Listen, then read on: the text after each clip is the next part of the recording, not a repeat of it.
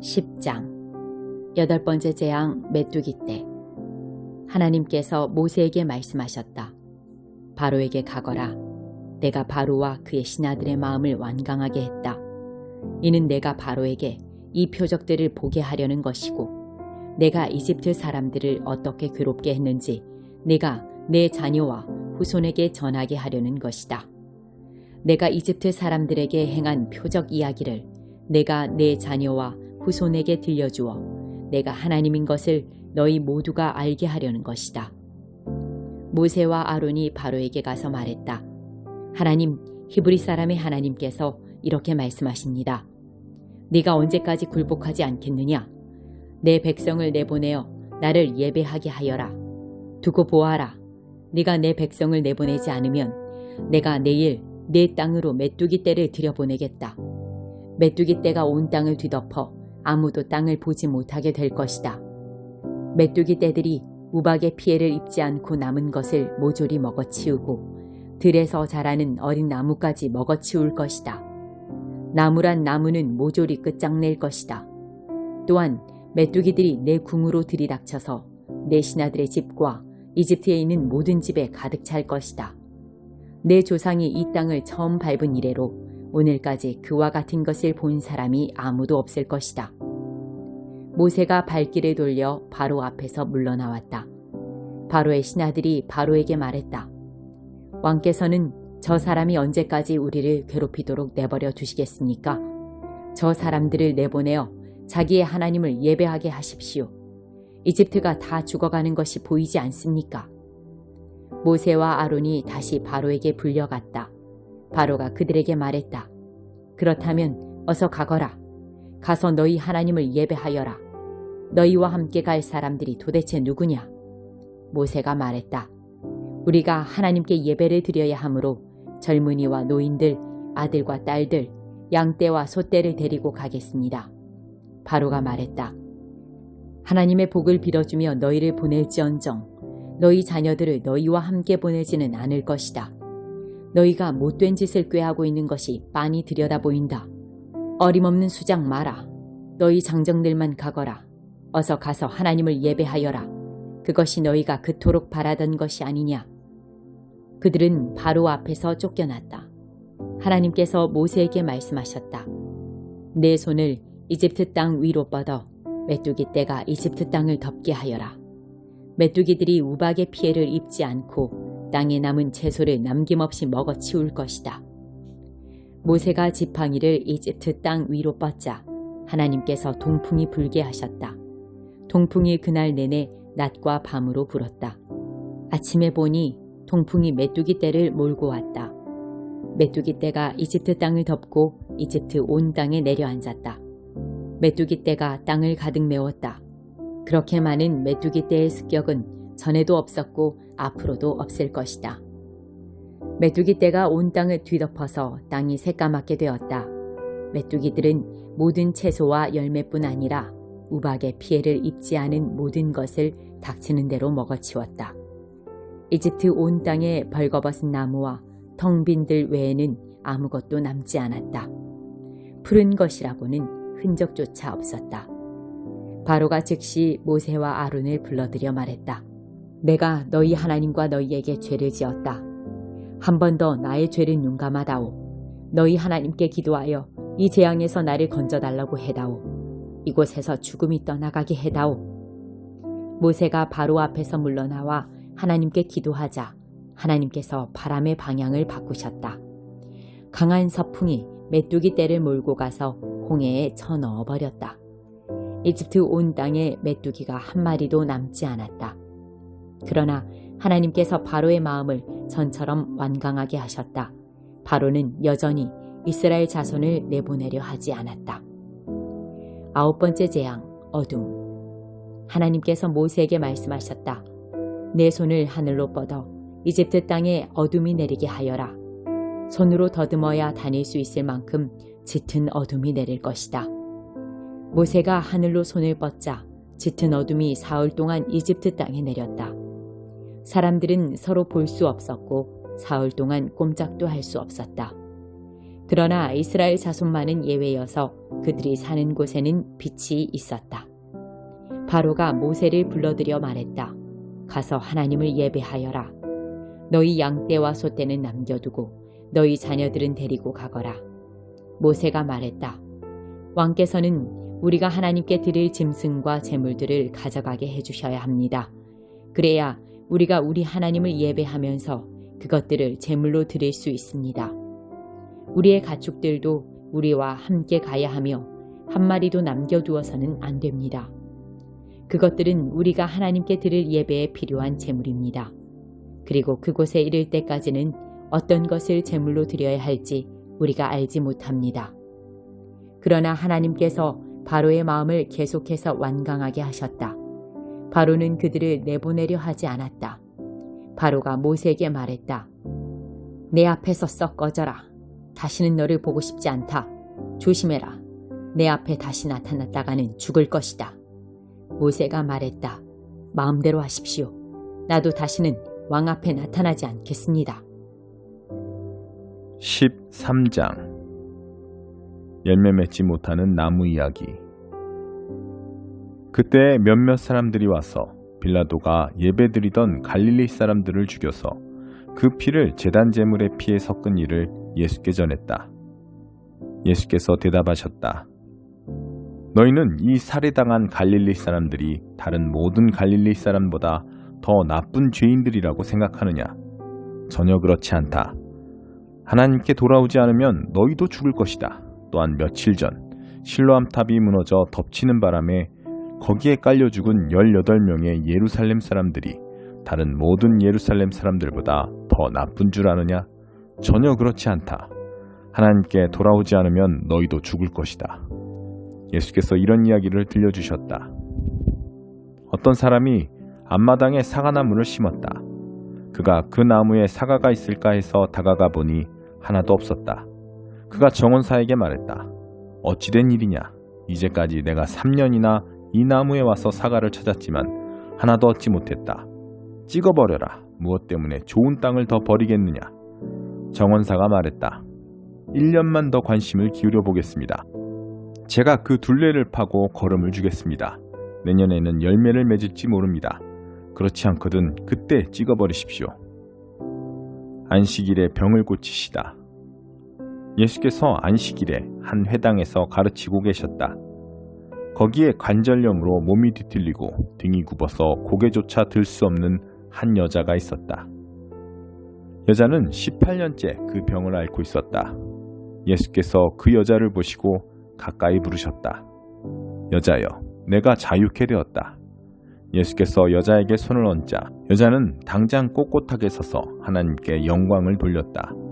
예수께서 안식일에 병을 고치신 것 때문에 몹시 화가 난 회당장이 회중에게 말했다. 일하는 날로 정해진 날이 엿새나 됩니다. 치료받고 싶거든 그중 한 날에 오시오. 그러나 7째 날 안식일에는 안 됩니다. 그러자 예수께서 쏘아붙이셨다. 너희 사기꾼들아, 너희도 안식일에 자기 소나 나귀를 풀어서 외양간에서 끌고 나가 물을 먹이는 것을 아무렇지 않게 생각한다. 그런데 내가 사탄에게 18년이나 매여있던 이 아브라함의 딸을 풀어주고 그 외양간에서 끌어낸 것이 어째서 문제라는 말이냐? 예수께서 그렇게 말씀하시자 비난하던 자들이 말문이 막혀 얼굴을 붉히며 떠나갔다. 회중은 기뻐하며 그분께 갈채를 보냈다. 하나님께 이르는 길. 그 후에 예수께서 말씀하셨다. 하나님 나라를 어떻게 묘사할 수 있을까? 어떤 이야기가 좋을까? 하나님 나라는 어떤 사람이 자기 앞마당에 심은 솔씨 하나와 같다. 솔씨는 녹수리들이 그 안에 둥지를 틀 만큼 가지가 무성한 큰 나무로 자란다. 예수께서 다시 말씀하셨다. 하나님 나라를 어떻게 묘사할 수 있을까? 하나님 나라는 여자가 빵 3덩이를 만들려고 반죽에 넣는 누룩과 같다. 기다리고 있으면 반죽이 부푼다. 예수께서 계속해서 각 성읍과 마을로 다니며 가르치셨으나 시종일관 예루살렘을 향해 가고 계셨다. 어떤 구경꾼이 말했다. 주님, 구원받을 사람이 적습니까? 예수께서 말씀하셨다. 많고 적고는 너희가 상관할 일이 아니다. 너희는 하나님과 함께하는 삶에 전념하여라. 생명, 곧 하나님께 이르는 길은 정신을 바짝 차려야만 갈 수 있는 힘든 길이다. 너희 가운데는 평생 동안 그 근처를 맴돌았다는 이유만으로 하나님의 구원잔치에 앉을 줄로 생각할 사람이 많이 있다. 어느 날 너희가 안에 들어가고 싶어 문을 쾅쾅 두드리겠지만 문은 잠겨있고 주인은 이렇게 말할 것이다. 미안하지만 너희는 내 손님 명단에 없다. 너희는 우리는 평생 주님을 알았습니다 하고 따지겠지만 주인은 단호히 너희 말을 자를 것이다. 너희는 안다고 하지만 그것은 아는 것이 아니다. 너희는 나에 대해 조금도 모른다. 그때 너희는 은혜에서 소외된 자가 되어 바깥 추운 데 있을 것이다. 너희는 아브라함과 이삭과 야곱과 모든 예언자들이 하나님 나라로 행진에 들어가는 것을 볼 것이다. 너희는 동서남북 사방에서 사람들이 흘러 들어와서 하나님 나라 식탁에 앉는 것을 볼 것이다. 그러는 동안 너희는 바깥에서 안을 들여다보며 이것이 어찌된 일인지 의아해할 것이다. 이것은 위대한 반전이다. 맨 뒤에 서 있는 사람이 앞으로 오고 먼저였던 사람이 결국 나중될 것이다. 바로 그때 몇몇 바리새인들이 다가와서 말했다. 얼른 피하십시오. 헤롯이 선생님을 찾아 죽이려고 합니다. 예수께서 말씀하셨다. 지금은 내가 시간이 없다고 그 여우에게 전하여라. 오늘과 내일은 내가 귀신을 쫓아내고 병든 사람들을 고치느라 바쁘고 사흘째에는 일을 마무리할 것이다. 그뿐 아니다. 예언자가 예루살렘 밖에서 불운한 최후를 맞는 것은 합당하지 않다. 예루살렘아 예루살렘아 예언자들을 죽이고 하나님의 심부름꾼들을 학대하는 너희여, 암탉이 제 새끼를 날개 아래 안전히 품듯이 내가 너희 자녀들을 간절히 모으려고 했으나 너희는 거부하고 돌아섰다. 이제는 너무 늦었다. 너희가 복되다 하나님의 이름으로 오시는 이여 하고 말하는 그날까지 너희가 다시는 나를 보지 못할 것이다. 28장. 우리는 은을 품은 광맥이 있다는 것과 어떤 광석에서 금을 정련해 내는지 알고 있네. 철은 땅 속에서 캐내고 구리는 광석을 녹여 얻지. 광부들은 어두운 땅 속을 뚫고 들어가 산의 뿌리를 더듬어 광석을 찾고 숨막히는 어둠 속에서 파고 또 판다네. 그들은 사람들의 자취가 없는 먼 곳에 수직 갱도를 파고 밧줄을 내려 갱도 안으로 들어가네. 지구 표면이 곡창지대라면 그 심층은 대장간이라서 광석에서 사파이어를 떼어내고 암석에서 금을 캐내지. 독수리는 그 가치를 알지 못하고 매는 거기에 눈을 두지 않네.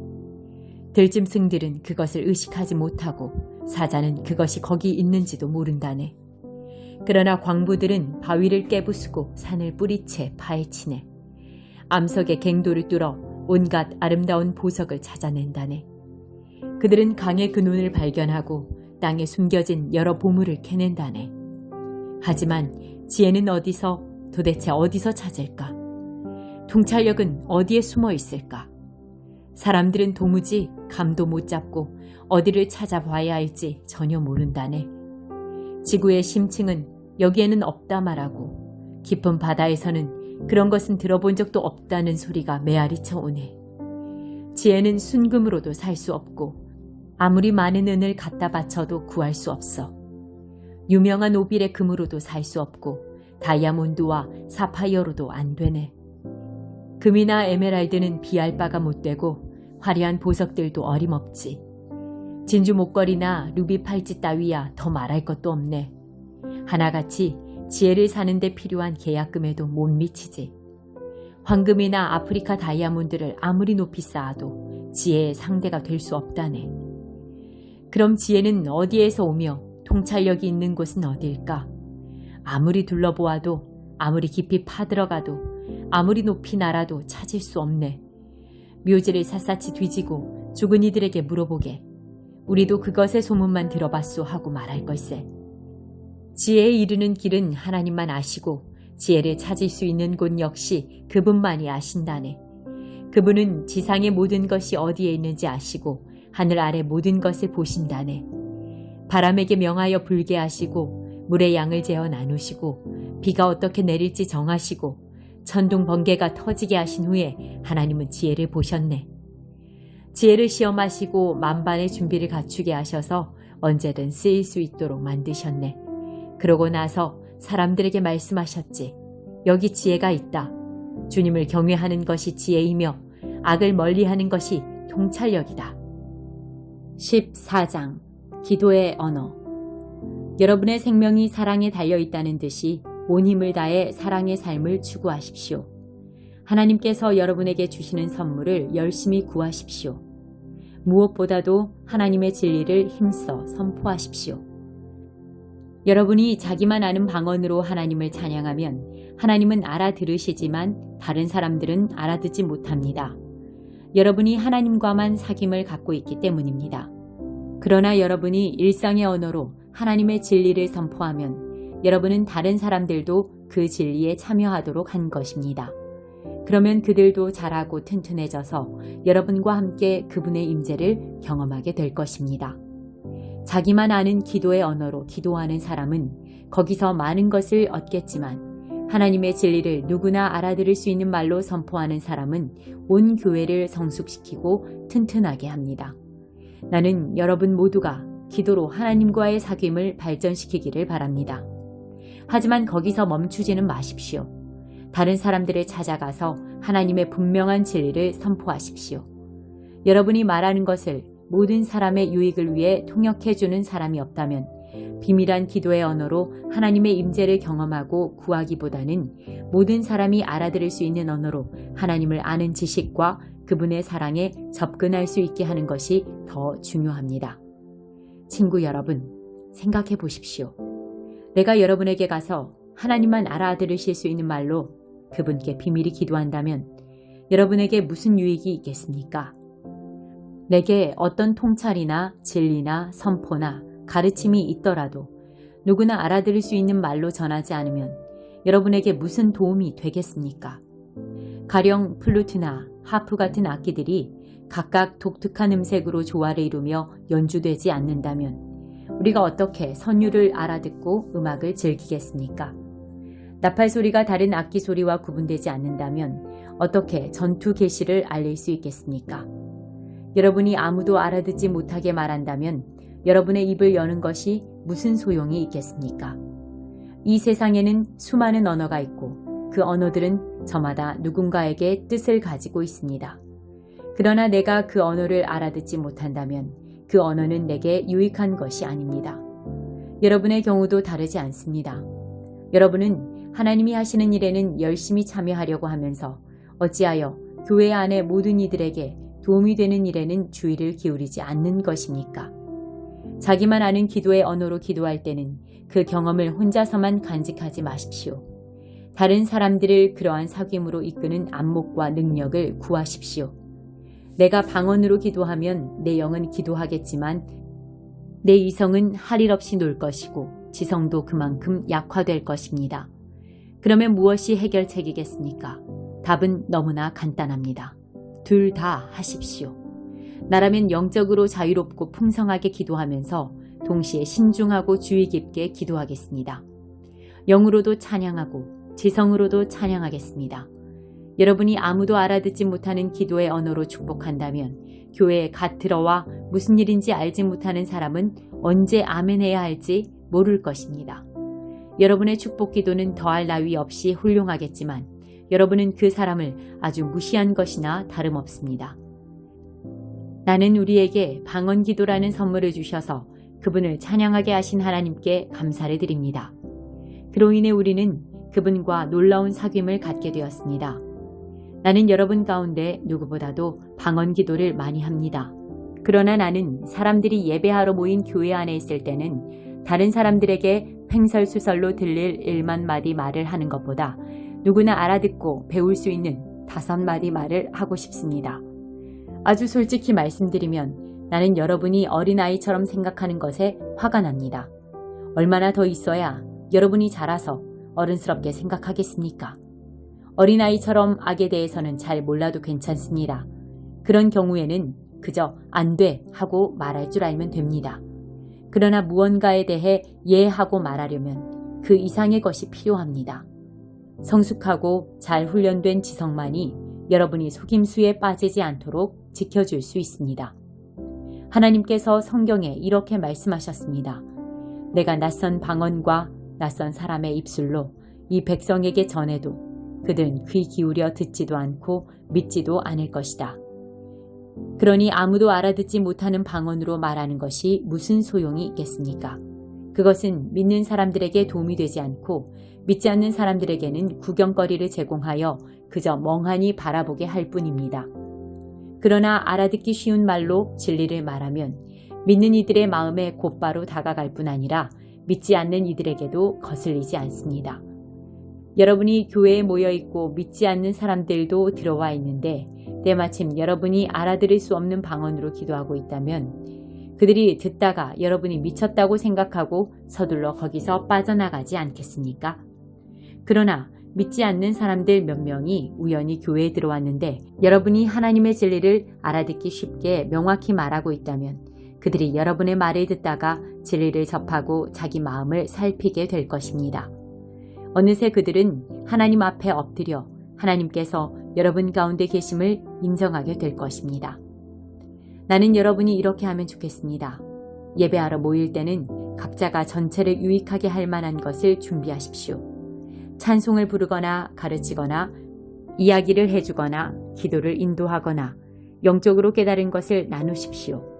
방언으로 기도할 때는 2-3사람까지만 하되 그것도 여러분의 말을 통역할 사람이 있을 때에만 하십시오. 통역할 사람이 없거든 하나님과 여러분 사이에서만 하십시오. 모임에서는 2-3사람 정도만 말하고 나머지는 귀 기울여 듣고 마음에 새기십시오. 한 사람이 독차지하지 말고 차례를 지켜 말하십시오. 그리고 말하는 사람은 각자 기회를 얻어 하나님으로부터 받은 특별한 것을 말하십시오. 그러면 여러분 모두가 서로에게서 배우게 될 것입니다. 말하기로 한 사람은 말하는 방식과 시간까지 책임지십시오.